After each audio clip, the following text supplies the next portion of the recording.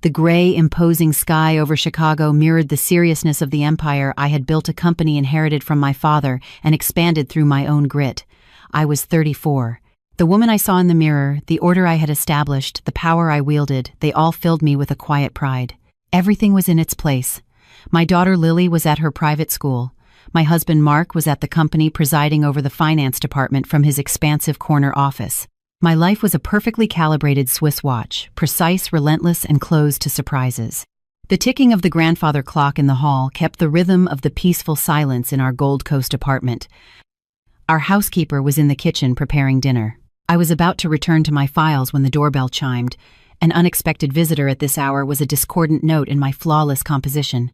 A moment later, our housekeeper entered the living room, an uncharacteristically nervous expression on her face. "Mrs.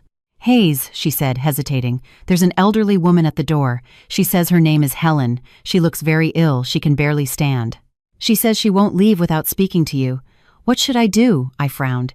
I never saw anyone without an appointment, but the worry in my housekeeper's voice piqued my curiosity.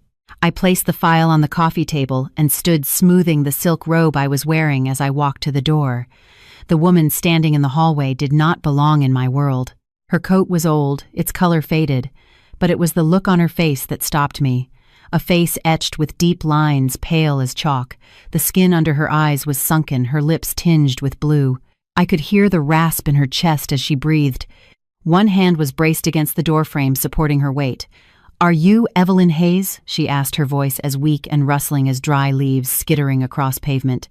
"I am," I said, my tone distant. "How can I help you?" The woman tried to take a deep breath, but it was cut short by a hacking cough. "My name is Helen," she managed to say. "I don't have much time, child. Please let me in. There's a burden I must pass on to you, a truth I have to tell before I die." The phrase "before I die" and the sharp determination in her eyes gave me pause. This was no beggar. Her eyes held the heaviest weight a person could carry, regret and necessity. I stepped aside. "Please," I said, "come into the living room." Helen walked in with slow, painful steps. She perched on the edge of a velvet armchair as if she knew she didn't belong there. I offered her water, but she refused with a wave of her hand. "Nothing goes down anymore," she said. Her eyes were fixed on the pattern of the oriental rug. Her hands clutched the purse in her lap. Then she lifted her head and looked directly into my eyes. "I have a daughter," she began. "Her name is Brenda. She's 35. She has wasted her youth, her life waiting." I listened in silence, trying to understand what this had to do with me. But a nameless anxiety was growing inside me. "My daughter has been in love with a man for years," Helen said, her voice hardening slightly. "A married man. He always lied to her." "I don't love my wife," he said. "I'm going to get a divorce. I'm just waiting for things at work to settle down. For 9 years, Mrs. Hayes. 9 long years." "That's very sad," I said with cool politeness. "But why are you telling me this?" Helen leaned forward, her eyes welling up. "I'm sick, child. The doctors say I have days left. If I die, who will look after my grandchildren, their father, or my daughter who still believes his lies?" "Your grandchildren?" I asked, unable to stop my voice from trembling. "She has children with this man." "2 of them," Helen said, raising 2 fingers on her right hand like a witness in court. "A boy, Ben, he's 6, and a girl, Isla, she's 4. They hug their father's neck when he comes over. But when evening comes, that man goes back to his own house, to his own wife." My stomach clenched. I felt my hands turn to ice. Why was a stranger's life story making me so tense? Why was I finding it hard to breathe? "Helen," I said, trying to make my voice firm, "what does any of this have to do with me? Who is this man?" The old woman let out a long sigh. She opened her purse, her hand trembling as she searched for something inside. The pity in her eyes scared me more than anything. For a stranger to pity me shook the foundations of the power I had built. "That man," she said in a whisper. But in the empty living room, the whisper echoed like a scream. "That man is your husband, Mark." The world stopped. The ticking of the clock fell silent. The hum of the city outside my window disappeared.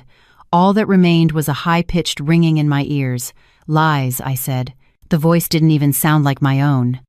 "Mark would never do that. We've been married for 10 years. We have a daughter. We run the company together." Helen shook her head. "I wish it were a lie," she said. "I wish I were just a senile old woman. But this is the truth. Mark has been with my daughter for 9 years. He was at the hospital when Ben was born. He was there when Isla took her first steps. The nights he says he's working late, the times he says he has an out-of-town conference, Those are the times he's at our house, eating at my table. Mark's late nights at the office, his sudden business trips out of Chicago, those hours when his phone was off during important meetings, they all started to click together in my mind like pieces of a monstrous puzzle. But no, it couldn't be. Mark, my reliable, calm Mark. My Mark. "Get out," I said, jumping to my feet, my legs trembling. "Get out of my house. You're slandering him." Helen struggled to her feet as well. She offered no defense. She simply reached into her pocket and pulled out a crumpled photograph. She placed it on the coffee table right in front of me. "Look," she said in a tired voice. "Just look. I've done my duty. Now I can die with a clear conscience. The rest is up to you." My eyes fell to the photograph on the table.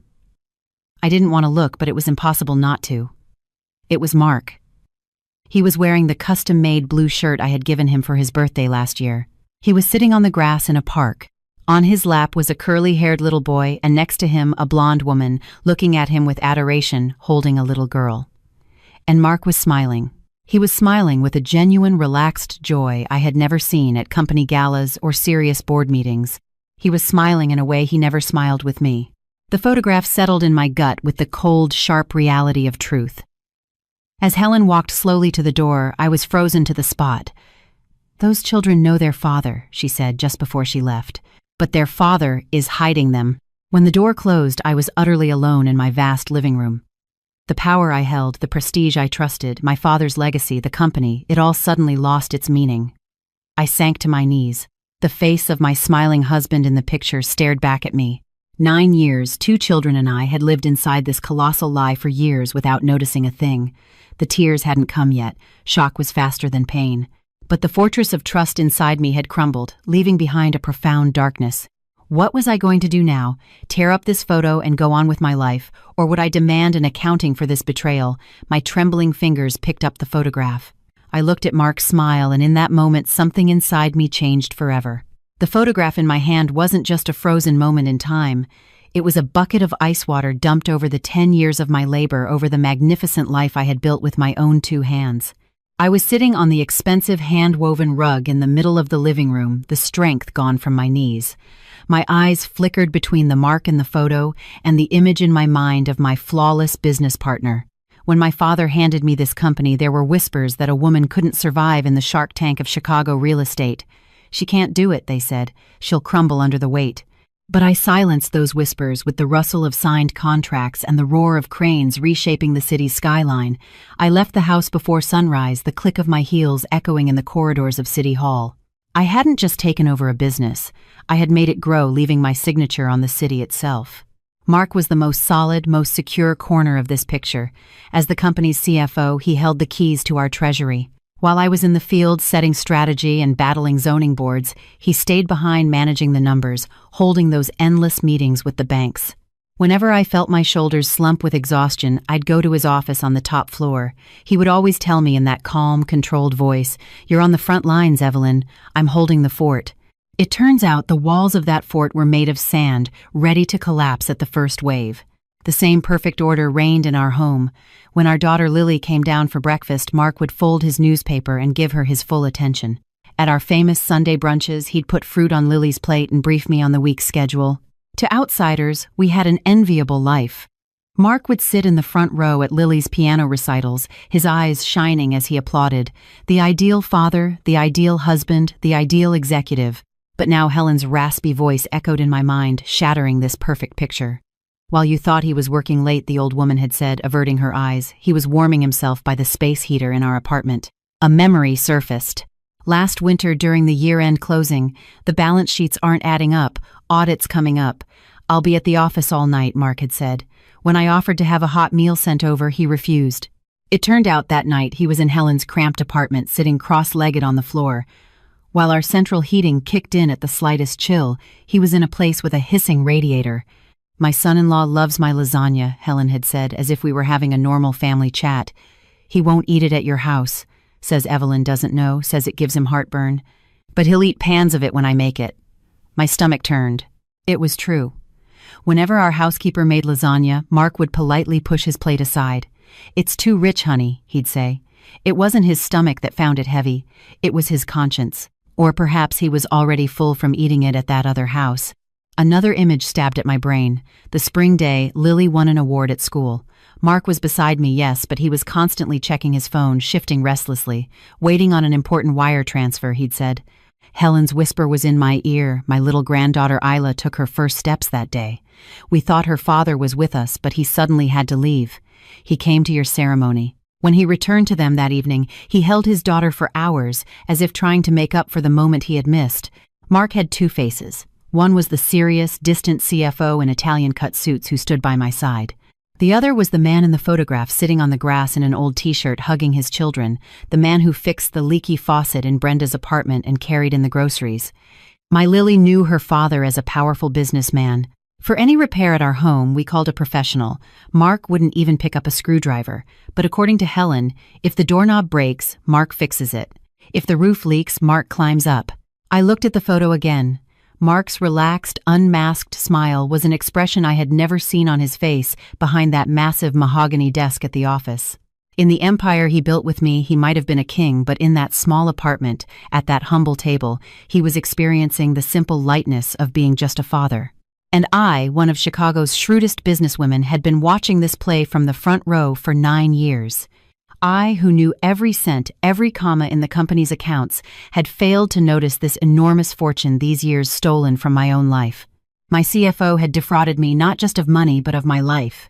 With trembling fingers, I placed the photograph on the coffee table, right next to the thick manila envelope. When Helen left, she hadn't just left a picture. She had taken this envelope from her purse and placed it under the photo where it sat like a heavy secret.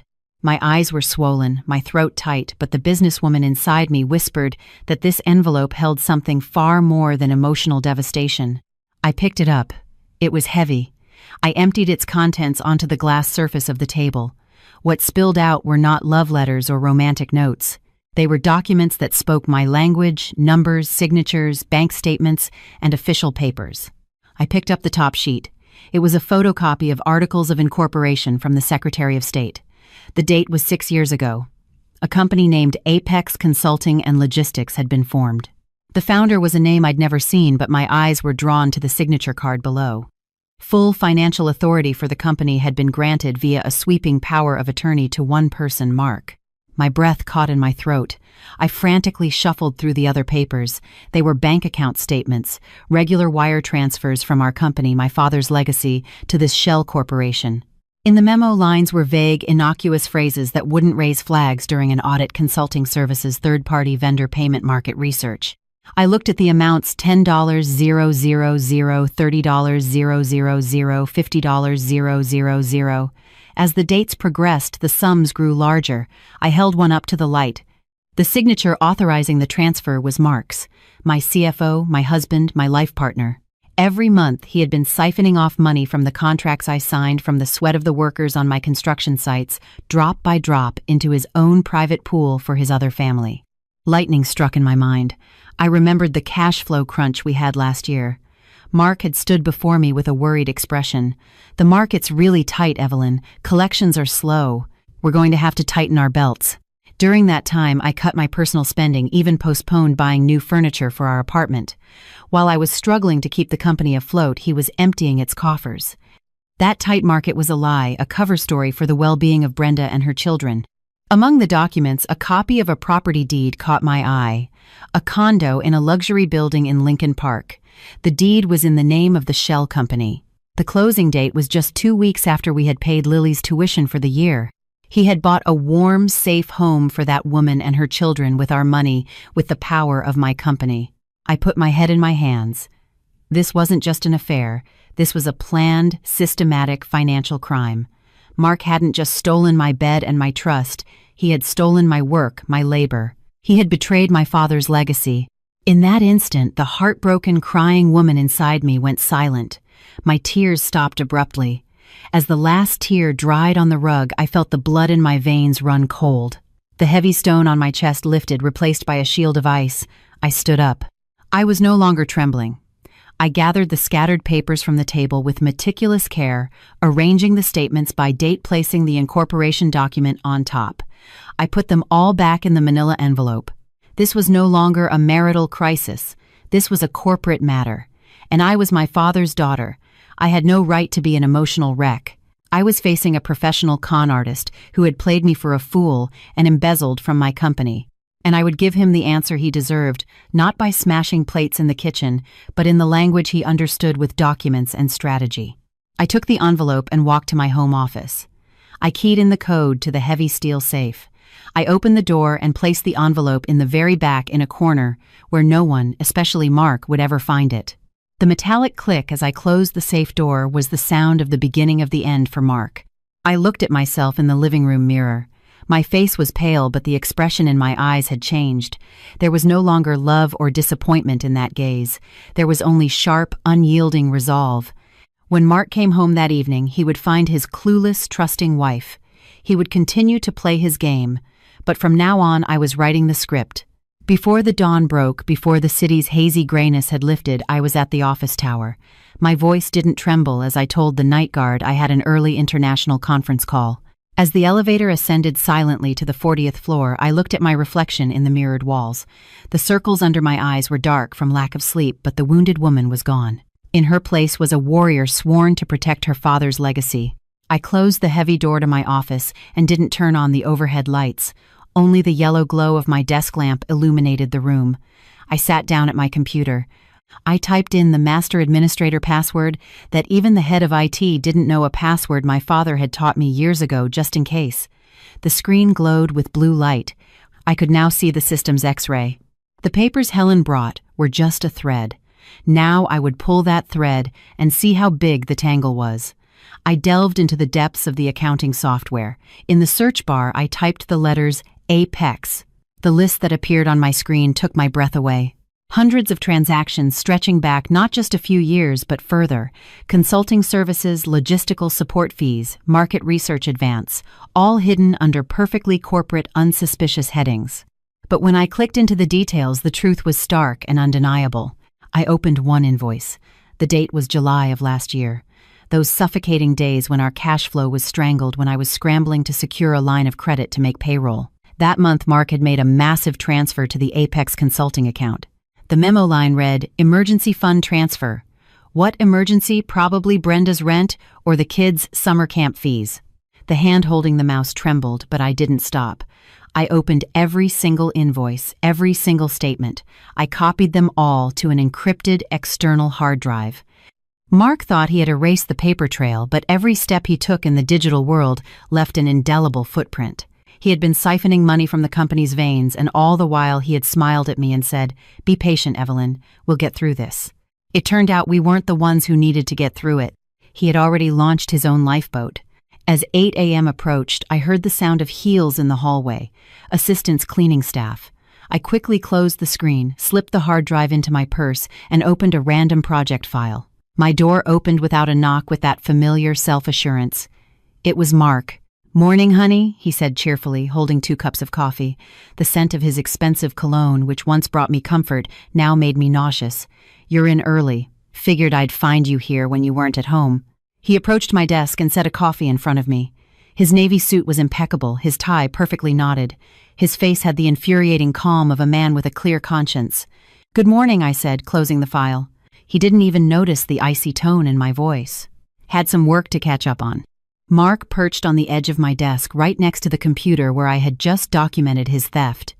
"You're working yourself too hard, Evelyn," he said in a caring tone, reaching out to touch my shoulder. The contact felt like a burn, but I didn't pull away. "Let me handle these details. The financials are my job. You just focus on the big picture." "Of course you'll handle it," I said, my eyes locked on his. "You're very good at making everything look right, Mark." He smiled, thinking it was a compliment. Just then, his phone vibrated in his pocket. He reached for it, and his expression shifted for a fraction of a second. The professional mask slipped, replaced by a softer, more private, slightly guilty look. "Sorry, honey, important supplier," he said, but he was lying. When he spoke to suppliers, his brow furrowed, and his voice became firm. Now his eyes were soft. He didn't leave the room. He walked toward the window, turning his back to me. He answered the phone. His voice was low, but every word was clear in the office's silence. "Okay," he whispered. "I know. It's hard. Just a little longer. Be patient. I'm arranging everything. I promise. It will be worth the wait." His back was to me, but from the slump of his shoulders, the placating softness in his tone, I could feel the desperation of the woman on the other end of the line. Brenda had probably called him, maybe about a problem with the kids, or to ask when he would finally be hers completely. And Mark was selling her hope again. "Just a little longer," he said. A little longer until what? Until he had completely bled me dry, until he had hollowed out the company and could escape to the new life he had built. "Everything is going according to plan," Mark said into the phone, his voice even lower. "Just a little more time." He hung up and turned back to me. I watched with a mixture of awe and disgust as he changed his expression in that single second, putting on the mask of the faithful husband and reliable partner. "Problem with a shipment," he said with a shrug. "But I handled it." "I'm sure you did," I said again. "Your plans always work out perfectly." Mark took a sip of his coffee. "Well, I'm heading to my office. Checks to sign," he said, walking to the door. I watched him leave, whistling. He thought everything was under his control. He was placating Brenda with patience and me with trust, but he didn't know that the hard drive in my purse was the point of no return, and the process of using that evidence was now in my hands. I placed the external hard drive on the desk in front of Arthur, nestled between stacks of files. We were in the quiet, insulated office of my father's most trusted CPA, a man whose hair had turned gray in this profession. The late afternoon sun filtering through the window illuminated dust motes in the air, but the atmosphere in the room was as heavy as lead. "I need you to look at this, Arthur," I said, maintaining the icy tone in my voice. "Just look and tell me I'm wrong, that I'm being paranoid." Arthur pushed his thick-rimmed glasses down his nose and plugged the drive into his computer. The silence was broken only by the clicking of keys and his occasional deep, troubled breaths. Minutes stretched into what felt like hours. I sat on the edge of my chair, hands clasped in my lap, not like a defendant awaiting a verdict, but like a judge preparing to deliver one. Finally, Arthur leaned back. His face was ashen. He took off his glasses, set them on the desk, and rubbed his face with a trembling hand. "Evelyn," he said, his voice cracking, "what I'm seeing here, this isn't just an irregularity, my dear. This is a fundamental attack on the company's foundation." How much, I asked. I needed to know the number to hear the price of his betrayal down to the last cent. "Far more than you can imagine," he said, turning back to the screen and pointing to a chart. "It's not just the cash transfers. It's tax evasion, fraudulent invoicing, embezzlement." Mark funneled nearly 30% of the company's liquid assets into this shell corporation. But there's worse. What could be worse? Arthur looked at me with pity in his eyes. "There are documents he forged with your signature, Evelyn, on some of the board resolutions, especially for high-risk debt instruments. It's your name." I checked the dates. On those days, you were either at an international trade show or on vacation with Lily. This man planned everything. He wasn't just lining his pockets. He was building an escape plan that would pin the crime on you, that would send you to prison. That sentence obliterated the last shred of mercy within me, that naive voice whispering, maybe there's an explanation. Mark hadn't just deceived me. He had been willing to throw Lily's mother, the guardian of his father's legacy, and my own freedom into the fire. He was ready to offer me up as a sacrificial lamb to secure the future of that woman, Brenda, and their children. I stood up. The trembling in my legs from that morning was gone, replaced by a cold fury that flowed through my veins, holding me ramrod straight. But it was a calm, unshakable resolve focused on the outcome. This wasn't about getting even. This was about the quiet, clean execution of justice. "What do we do?" Arthur asked, his worry palpable. "Do we go to the police?" "No," I said, my tone absolute. "If we go to the police now, Mark will turn this into a domestic dispute. My wife is having a jealous breakdown. She's making false accusations. He'll drag it out, destroy evidence, move the money offshore. We have to catch him off guard, defenseless." I took my phone from my purse and called the company's senior counsel, James Miller. "James," I said when he answered, my voice so flat and emotionless it sounded like I was discussing the weather. "There's an emergency. I'm at Arthur's office. I need you here immediately. And bring all the draft documents required to terminate a board member for gross misconduct and breach of fiduciary duty. Also, the paperwork to get a temporary restraining order on all company accounts." I brushed off James's confused questions with short answers and hung up. I walked to the window. Outside, Chicago's evening rush hour had begun. The red taillights felt like a warning of the end that was approaching for Mark. "What's your plan, Evelyn?" Arthur asked, the worry in his eyes giving way to respect. I turned back to the table and looked at the printouts of the criminal evidence. I picked up a red pen and drew a hard line through a line item with my forged signature. "The plan is this," I said, formulating each word like a chess move in my mind. "Mark will suspect nothing. I'm going to tell him we've landed a massive investment opportunity, a foreign partnership that will change the future of the company. I'll call for an extraordinary board meeting telling him the new stakeholders and their lawyers will be there. He will think this meeting is to grant him more power, maybe even to give him half the company. He will walk into that room like a king drunk on his own triumph." Arthur took a deep breath. And then I finished, narrowing my eyes. "When he walks through that door, he won't be met by his adoring wife. He'll be met by me, acting as prosecutor with all the evidence in hand. There won't be champagne on the table. There will be these documents and police reports. He will have nowhere to run. I will take his reputation, his money, the fake paradise he built, all of it in a single move. This isn't a divorce, Arthur. This is a corporate cleansing." As I left the office, I was no longer a woman in mourning. I was preparing to execute a decision, and there was no turning back. When Mark came home that night, I would smile at him, serve his dinner, and ask, "How was your day, honey?" While he lied to me, I would be counting down the days. His last day was coming, and as he fell into the pit he had dug for himself, I would simply watch. The heavy oak door of the boardroom was closed, but the tension inside seemed to seep through the walls. I sat at the head of the table in the leather chair my father had occupied for years. To my right was our corporate attorney, James Miller. To my left, our CPA, Arthur.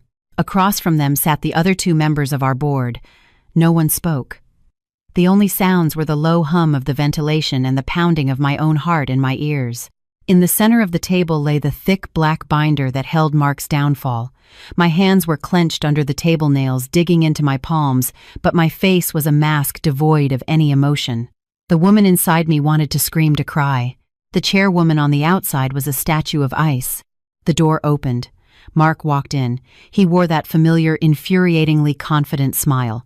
His walk had an "I've got this" air. He buttoned his jacket, glanced around, and took in the crowd, assuming this gathering was not a trap I had set, but an appreciation of his success. "Hello, everyone," he said cheerfully. "Didn't expect such a full house. Evelyn, where are the foreign investors you mentioned? Or is it a surprise?" He pulled out a chair and sat directly across from me, looking into my eyes like a child seeking approval. A strange burning pain shot through my chest at the thought of extinguishing the light in those eyes. "There are no investors, Mark," I said. My voice was so flat and cold that the temperature in the room seemed to drop. Mark's smile froze. "What do you mean? You said on the phone it was a huge opportunity."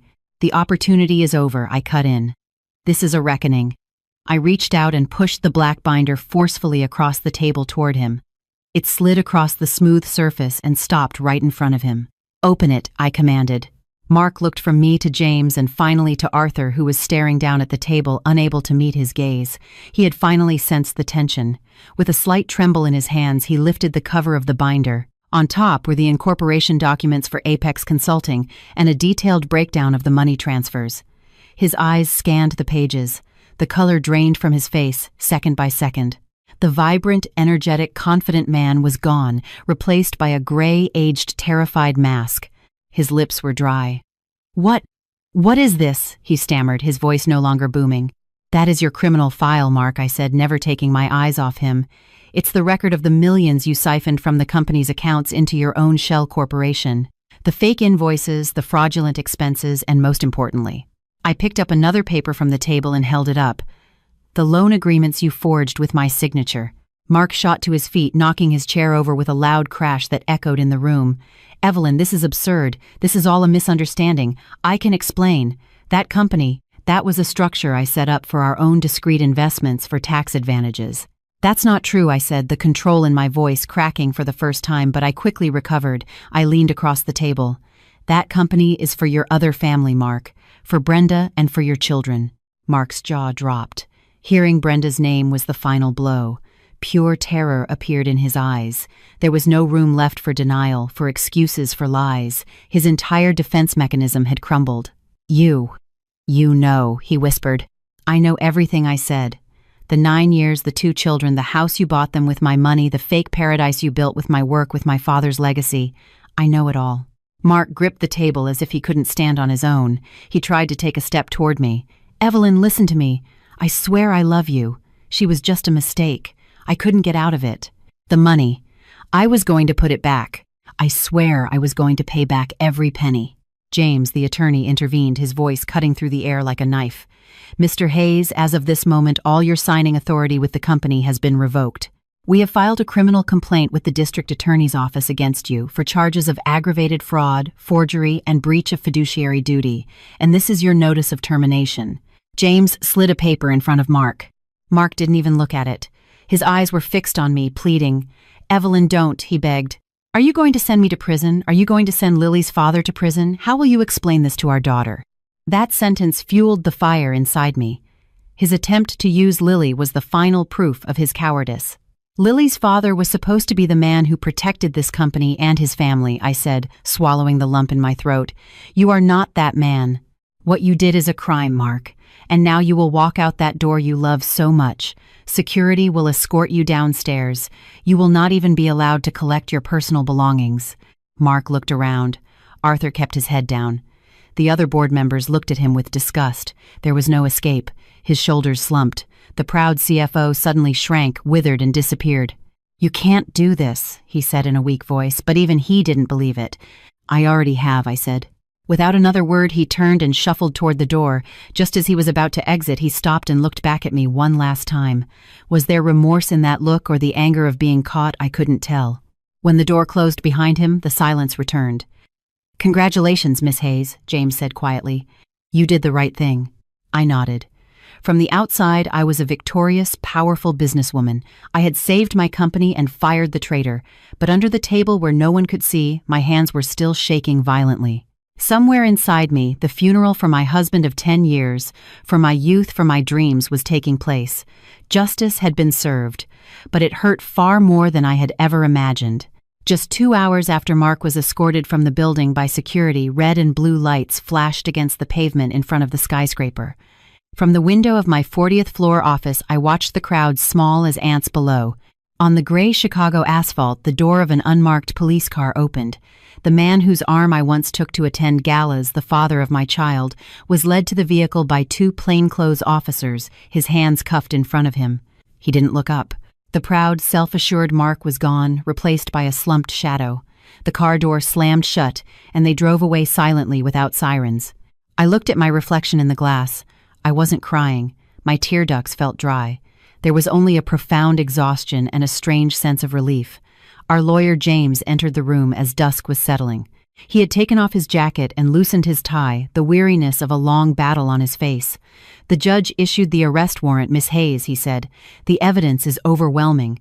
He's been denied bail due to flight risk and the possibility of evidence tampering. He'll be transferred to Cook County Jail tonight." "Cook County," I repeated. Cold walls, iron bars. Mark was a man of fine dining and plush armchairs.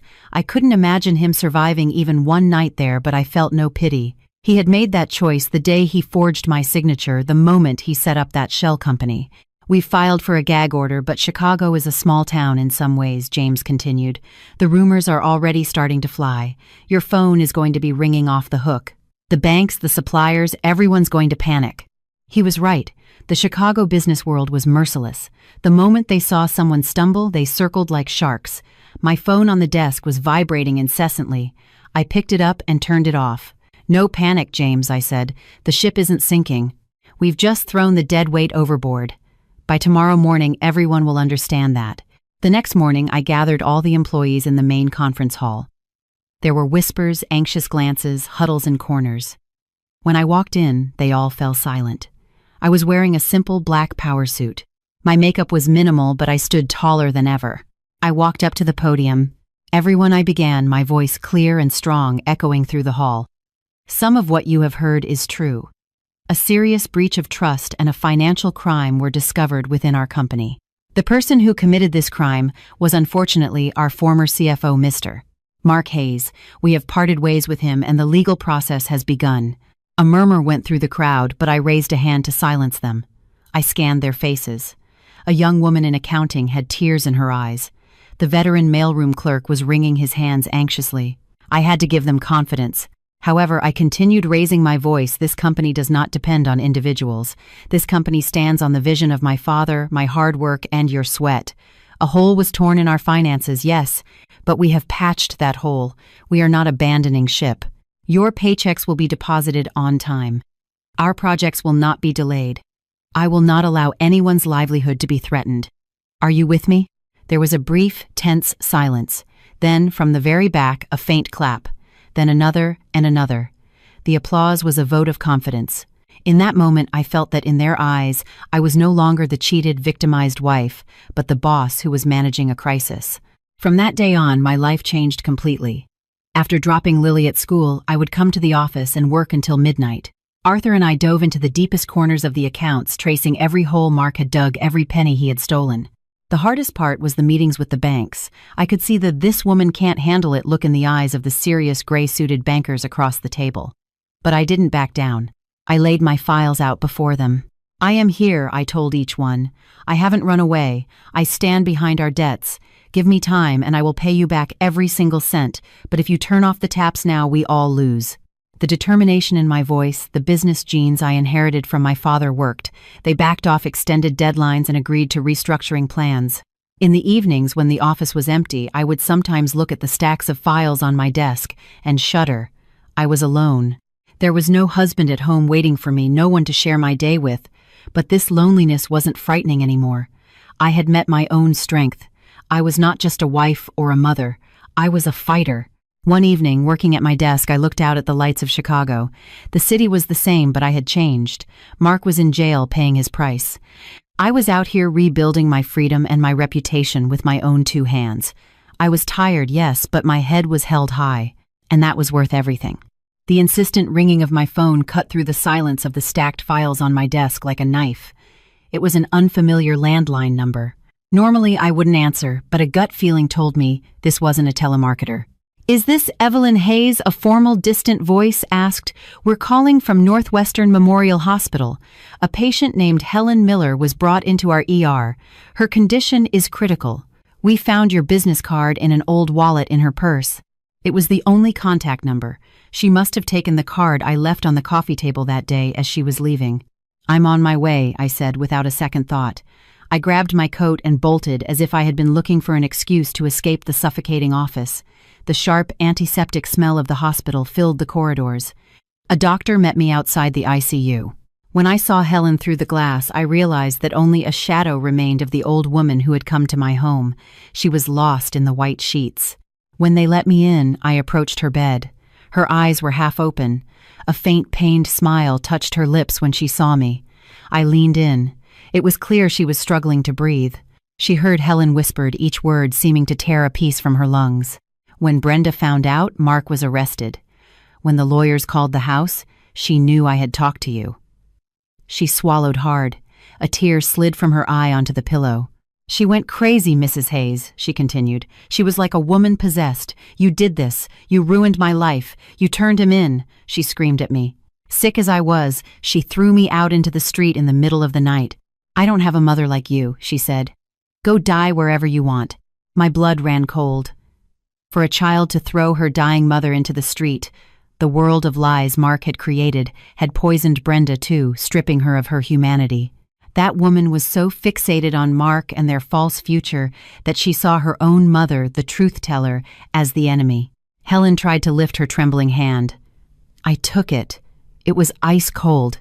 "Don't be sad," she said, as if seeing the horror on my face. "My job is done. I've laid down my burden. At least I'm not dying as a partner in that lie, carrying the weight of that complicity. That's enough for me. My grandchildren. They won't grow up inside that lie anymore." Her eyes slowly closed. Her chest rose one last time in a deep sigh and then fell.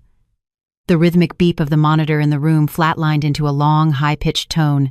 Helen Miller had paid the price for her great act of courage in the final days of her life by being rejected by her own daughter, but she had saved herself from the swamp.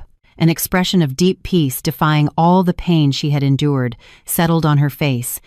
When I left the hospital, the cold Chicago night air hit my face. I got in my car but couldn't start it. I rested my forehead on the steering wheel. Helen's words from that day in my living room echoed in my mind. "If I die, who will look after my grandchildren, Ben and Isla?" Mark was in prison. Brenda was an angry woman who had lost her grip enough to abandon her own mother. What was the children's fault in all of this? Their father was a criminal, their mother had lost her grasp on reality. Were they doomed to be buried under this rubble, to be lost in that dark house? The next morning at the office, I called Arthur into my room. On my desk were the documents I had managed to find regarding Ben and Isla's school enrollment. "Arthur," I said, my voice resolute, "I need you to handle a very sensitive transaction. This will not go through the company books. It will be funded from my personal account." Arthur examined the documents. He paused when he saw the names, then looked at me over his glasses. "Evelyn, these are—" "Yes," I said, not letting him finish. "They are Mark's children, but they are also Helen's legacy." "But Evelyn, that woman Brenda, she would never accept this. She'll cause a scene if she knows you're helping." "She will never know," I said. "The payments will be made through an anonymous educational foundation. Under the name of a merit scholarship or educational support fund, you will speak to the school principal personally, but you will not use my name. You'll say it's from a philanthropist. Their tuition, transportation meals, uniforms, school supplies, everything will be covered until they graduate from college." Arthur leaned back in his chair, stunned. Why was all he asked? "They're the children of the man who did this to you." I stood up and looked out the window at the city. "Because justice isn't just about punishing the guilty, Arthur. It's also about protecting the innocent they leave behind. Those children will already grow up knowing their father is a thief and their mother is blind.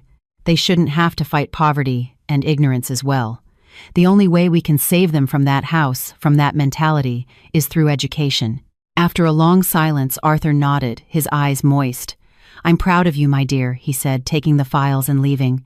That day, Ben and Isla's school fees were paid. Brenda probably thought it was a stroke of luck, maybe some help from one of Mark's old connections. She would never learn the truth. She would never know that the hand paying for their education, saving their future, belonged to the woman her partner had betrayed. This wasn't my revenge. This was my victory.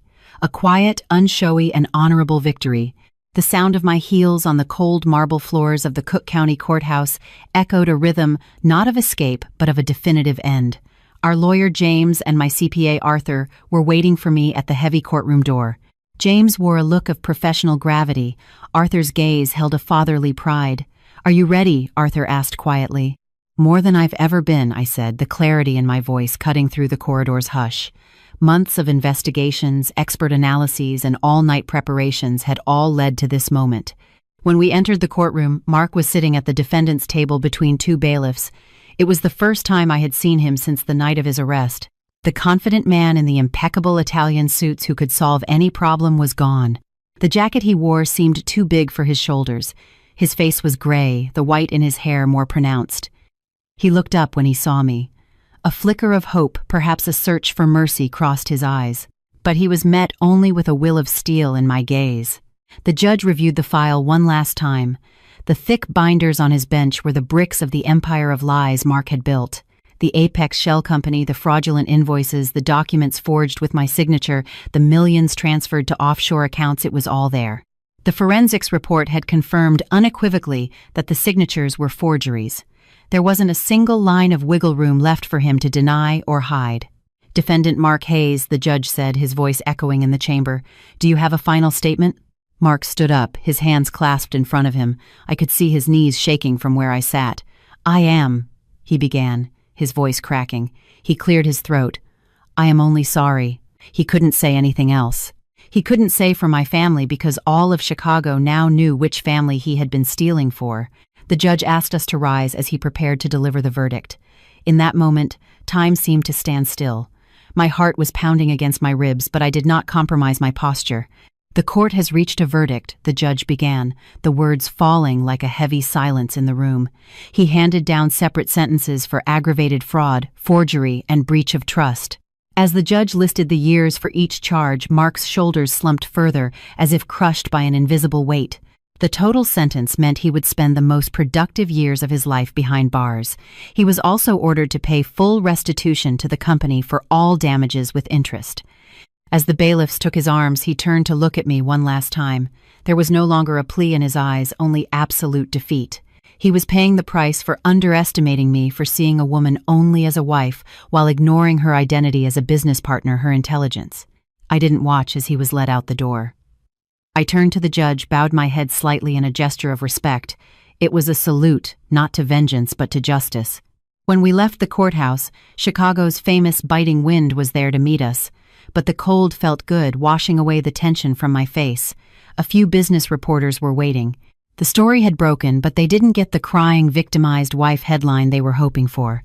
Instead, they faced a powerful CEO who had personally handed the man who robbed her company over to justice, managed the crisis, and kept her ship from sinking.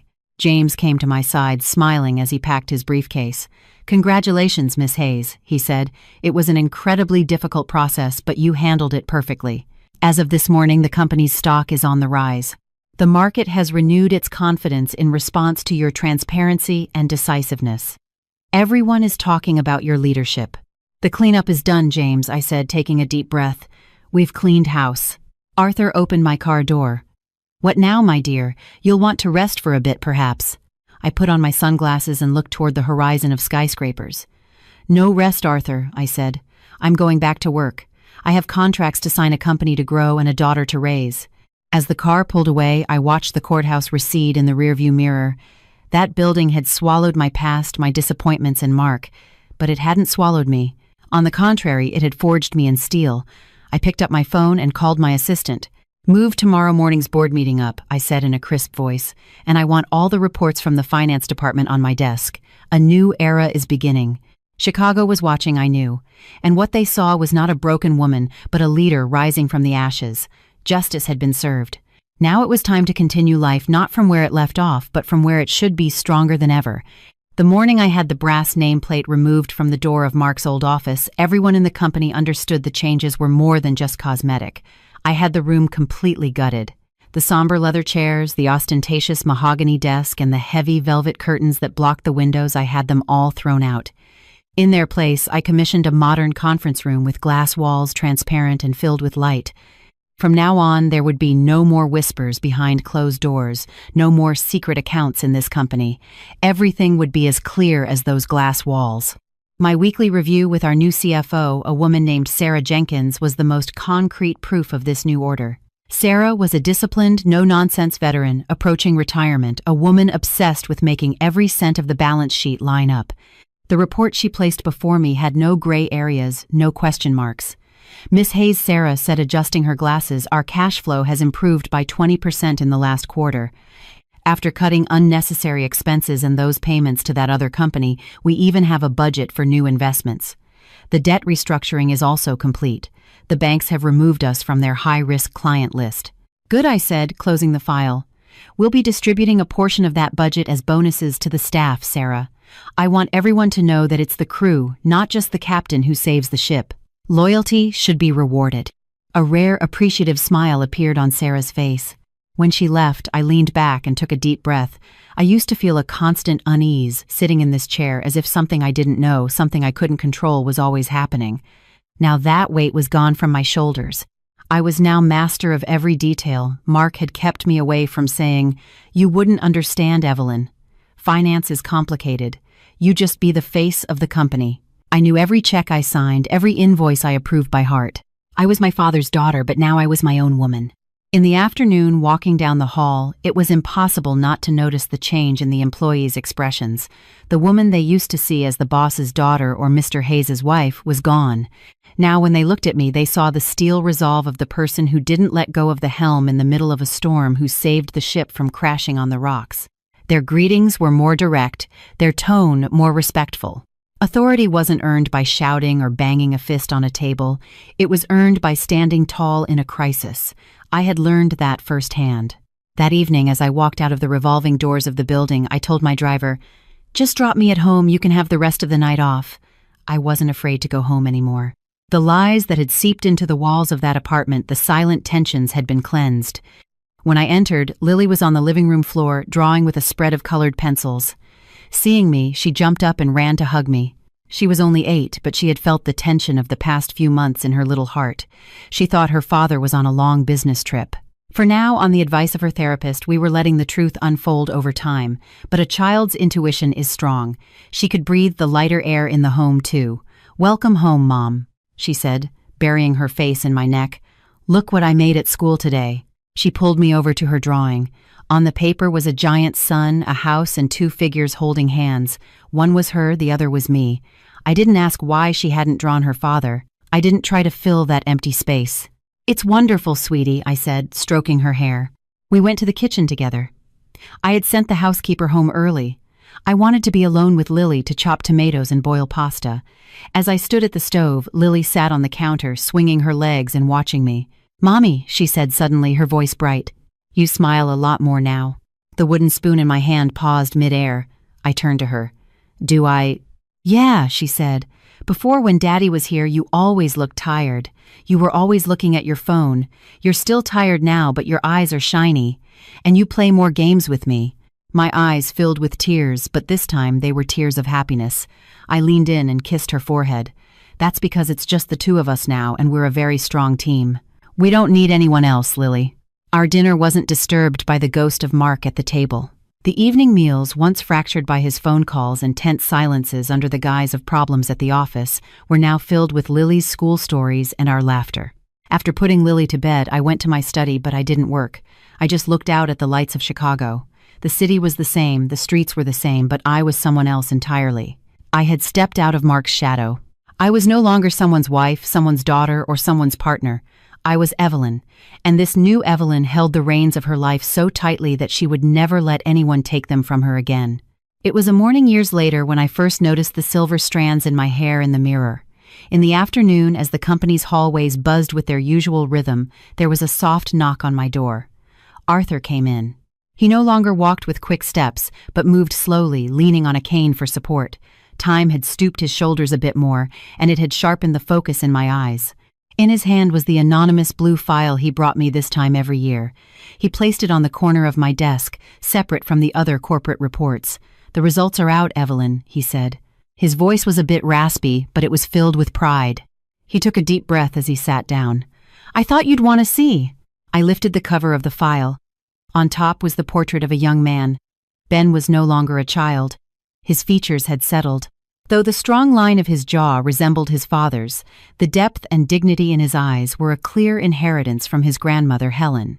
"University admission results," Arthur said, pointing a finger to a line at the bottom of the page. "College of Engineering, his first choice. Got in with honors."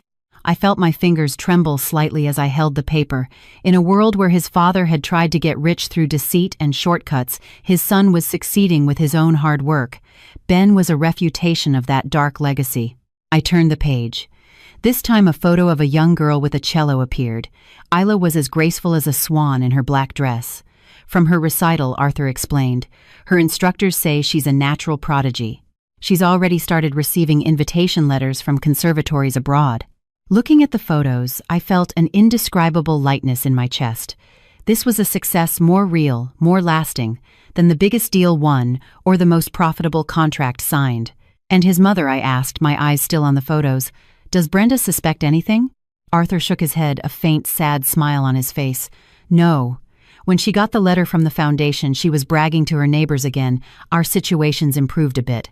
Their father may be rotting in jail, but things have turned around for the kids," she says. "She still thinks the money comes from that educational opportunity fund we invented. In fact, she called the foundation last month. 'My son is starting college,' she asked anxiously.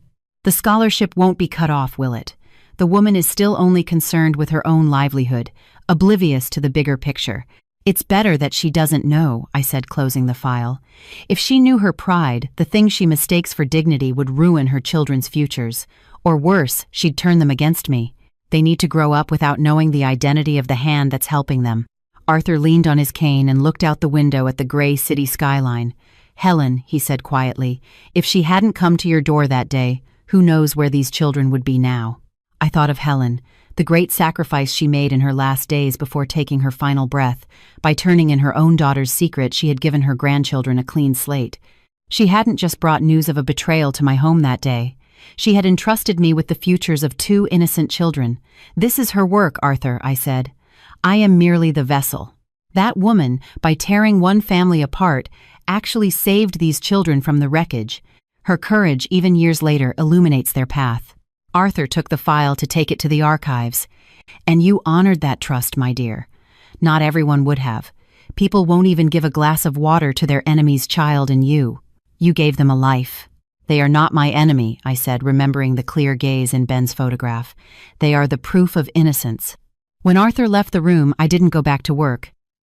I sat in silence for a while. The clock on the wall continued to tick, but time was no longer working against me.